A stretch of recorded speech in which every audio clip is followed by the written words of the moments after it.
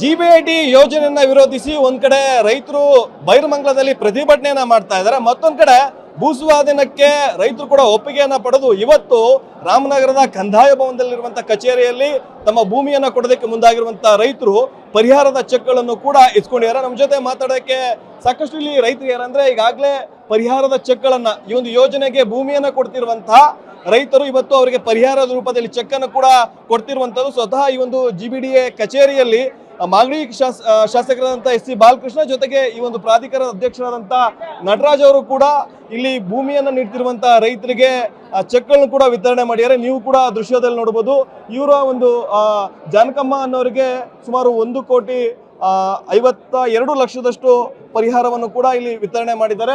ಅದ್ರ ಜೊತೆಗೆ ಇಲ್ಲಿ ಕೆಲವರು ಕೆಜಿ ಗಿರೀಶ್ ಅಂತ ಅವರು ಕೂಡ 36,47,000 ರೂಪಾಯಿಯನ್ನ ಚೆಕ್ ರೂಪದಲ್ಲಿ ಕೂಡ ಕೊಟ್ಟಿದ್ದಾರೆ. ಇಲ್ಲಿ ಕೆಳಗೆ ಒಂದು ತೋರಿಸಿದ್ದಾರೆ ಅವ್ರಿಗೆ ಎಷ್ಟು ಎಕರೆ ಇದೆ, ಜೊತೆಗೆ ಅವರ ಜಮೀನುಗಳಲ್ಲಿ ಏನೆಲ್ಲ ಬೆಳೆಗಳಿತ್ತು ಅದರ ಆಧಾರದ ಮೇಲೆ ಒಂದ್ ಕಡೆ ಜಮೀನಿನ ವ್ಯಾಲ್ಯೂ, ಅದ್ರ ಜೊತೆಗೆ ಜಮೀನಿನ ಒಳಗಿದ್ದಂತ ಬೆಳೆಗಳಿಗೆ ಸೇರಿ ಒಟ್ಟಾರೆ ಅಮೌಂಟ್ ಅನ್ನು ಕೂಡ ಕೊಡ್ತಾ ಇದ್ದಾರೆ. ಅವ್ರನ್ನು ಕೂಡ ಮಾತಾಡ್ತೀನಿ. ಅಮ್ಮ, ಇವತ್ತು ಅಮೌಂಟ್ ಅನ್ನ ಇಸ್ಕೊಂಡಿದ್ದೀರಾ, ತಮಗೆ ಎಷ್ಟು ಎಕರೆ ಇತ್ತು, ಏನಮ್ಮ? ನನ್ನ ಹೆಸರು ಜಾನಕಮ್ಮ. ನಾವು ಕೆಂಪೈನಪಾಳ್ಯ ಗ್ರಾಮದವರು. ನಾವು ರೈತ ಮಹಿಳೆ. ನಮ್ದು 1 ಎಕರೆ ಜಮೀನಿದೆ. 18 ಕುಂಟೆಗೆ ಪರಿಹಾರ ತಗೋತಾ ಇದ್ದೀನಿ. ಇನ್ನು 22 ಕುಂಟೆಗೆ ನಿವೇಶನ ತಗೋತಾ ಇದ್ದೀನಿ.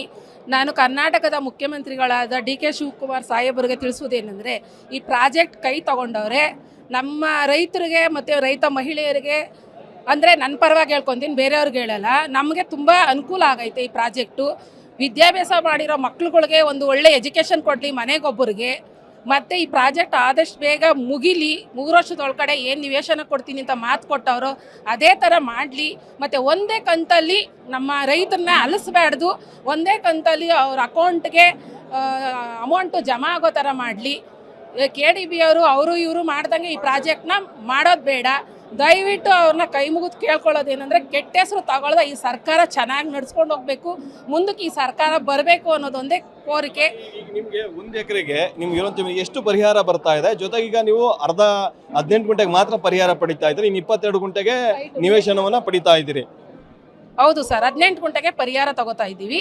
ಇನ್ನು ಈಗ ಅಂದರೆ ನಮ್ಮ ಊರಲ್ಲಿ 2,07,30,000 ಒಂದು ಎಕರೆಗೆ ಅಂತ ಹೇಳಿರೋದು. ಅದರಲ್ಲಿ 1 ಕುಂಟೆಗೆ ಬಂದು ನಂದು 5,17,500 ಬಿದ್ದಿದೆ.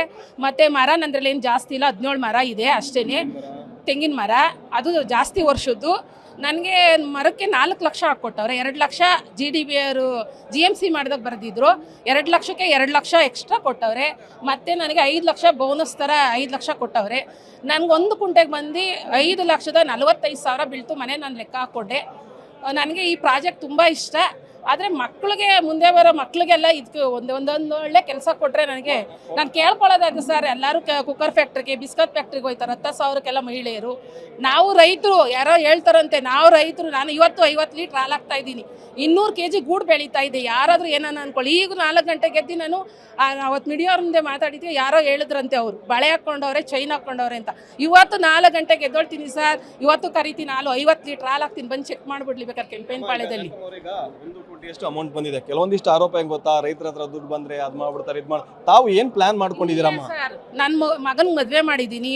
ಅದೊಂದು ಸ್ವಲ್ಪ ಸಾಲ ಐತೆ. ಇನ್ನೊಬ್ಬ ಮಗನ ಮದುವೆ ಮಾಡಬೇಕು, ಮನೆ ಕಟ್ಟಬೇಕು. ನಮಗೂ 50 ವರ್ಷ, ನಮ್ಮ ಮನೆಯವ್ರಿಗೆ 60 ವರ್ಷ. ಇನ್ನೊಂದು 10 ವರ್ಷ ಹೋದರೆ ನಮ್ಮ ಕೈಲಿ ಕೆಲಸ ಮಾಡೋಕ್ಕಾಗಲ್ಲ. ಒಂದು 20 ಲಕ್ಷ ಉಳಿದ್ರೆ ಬ್ಯಾಂಕ್ ಹಾಕೋತೀವಿ ಅಷ್ಟೇ ಸರ್. ಎಲ್ಲರೂ ಅದೇ ಸರ್ ಮಾಡೋದು. ಎಲ್ಲಿದ್ರು ಕಳ್ಕೊತಾರೆ ಸರ್ ರೈತರು. ಭೂಮಿ ಇಲ್ದಿದ್ರು ಕಳ್ಕೊತಾರೆ. ಮತ್ತೊಬ್ರು ಇಲ್ಲಿ ಪರಿಹಾರವನ್ನ ಪಡೆದಿರುವಂತ ಗಿರೀಶ್ ಅನ್ನೋರು ಇದ್ದಾರೆ. ಸರ್, ಈಗ ನಿಮ್ದು ಎಷ್ಟು ಎಕರೆ ಇದೆ, ನಿಮಗೆ ಎಷ್ಟು ಪರಿಹಾರ ಸಿಗ್ತಾ ಇದೆ, ನೀವು ಯಾವ ರೀತಿ ಪರಿಹಾರವನ್ನ ಪಡಿತಾ ಇದ್ದೀರಾ? ಸರ್, ಇದು 6 ಕುಂಟೆ ಇದೆ. ಇದು 6 ಕುಂಟೆಗೆ ಮರ ಮಾಳಿಗೆ ಎಲ್ಲ ಸೇರಿಸಿ ಒಂದೇ ಸಲ ಚೆಕ್ ಹಾಕಿರೋ ದೆಸೆಯಲ್ಲಿ ನಾವು ಓಡಾಡೋದು ತಪ್ಪೋ ದೆಸೆಯಿಂದ ಬಂದು ಎಲ್ಲ ರೈತರು ಈ ಥರ ಮಾಡಿಕೊಂಡು ಮುಂದಿನ ಇದಕ್ಕೆ ಇದು ಮಾಡಿಕೊಂಡ್ರಿ ಅಂತ ನಾವು ಹೇಳೋಕ್ಕೆ ಇಷ್ಟಪಡ್ತೀವಿ ಸರ್. ಅಷ್ಟೇ ಸರ್. ಈಗ ಭೂಸ್ವಾಧೀನಕ್ಕೊಳಗಾಗಿ ಪರಿಹಾರವನ್ನ ಪಡಿತಿರುವಂತ ರೈತರ ಮಾತುಗಳು. ನಾವೇ ಸ್ವಯಂ ಪ್ರೇರಿತವಾಗಿ ಇಲ್ಲಿ ಜಮೀನನ್ನ ಕೊಟ್ಟಿದ್ದೀವಿ, ಪರಿಹಾರ ರೂಪವಾಗಿ ಇಲ್ಲಿ ಹಣವನ್ನು ಕೂಡ ಪಡಿತಾ ಇದೀವಿ. ಕೆಲವೊಂದಿಷ್ಟು ಹಣವನ್ನ ಪಡೆದ್ರೆ ಮತ್ತೊಂದ್ ಕಡೆ ನಿವೇಶನ ಪಡೆಯೋದಕ್ಕೂ ಕೂಡ ಮುಂದಾಗಿದ್ದೀವಿ ಅನ್ನೋ ಮಾತುಗಳನ್ನ TV9 ಜೊತೆಗೆ ಹಂಚಿಕೊಂಡಿರುವಂತದ್ದು. ಕ್ಯಾಂಪರ್ ಪರ್ಸನ್ ಸಂದೀಪ್ ಜೊತೆ ಪ್ರಶಾಂತ್, TV9 ರಾಮನಗರ.